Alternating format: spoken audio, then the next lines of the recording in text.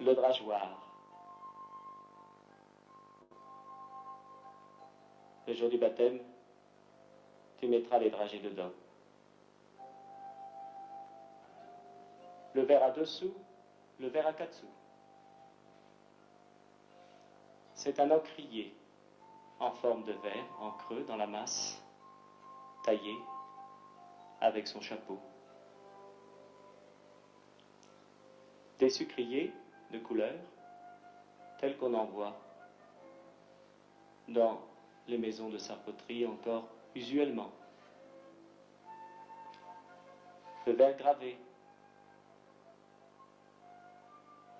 le sucrier gravé.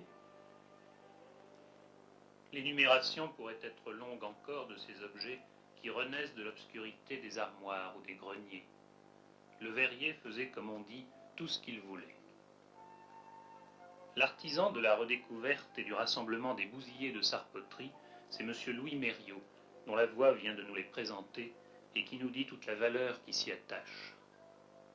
J'ai commencé à découvrir ces objets pour eux-mêmes, pour un peu toute la qualité plastique, puis le côté humain de ces objets, déjà dans leur forme. Et ce qui m'a après le plus séduit, c'est de découvrir que cette qualité humaine avait été mise là parce que ces objets ont été faits dans un contexte humain tout particulier, en dehors de leur temps de travail. Les ouvriers donnaient leur temps pour faire ces petits objets d'art ou ces petits objets fonctionnels qu'ils donnaient, qui étaient faits pour, en dehors, pour être non pas vendus, mais donnés, offerts à l'occasion d'un mariage, d'un anniversaire.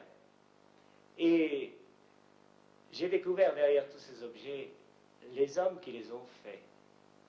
Et si dans le passé, tout n'est pas glorieux chez ces verriers qui ont travaillé cela avec la matière et le feu, il en reste à travers ces objets qui ont traversé deux guerres et le chahut qu'a pu provoquer dans les armoires la chute d'un V1 dans le village, il en reste suffisamment pour prouver que ces verriers, ces verrières, ces femmes qui ont travaillé en verrerie, avaient encore le sens d'un humain très fraternel et que c'est dans le rythme de leur travail, qui était encore un travail pas en miettes comme aujourd'hui, mais un travail où ils avaient encore toute la richesse de leur humanité qui passait.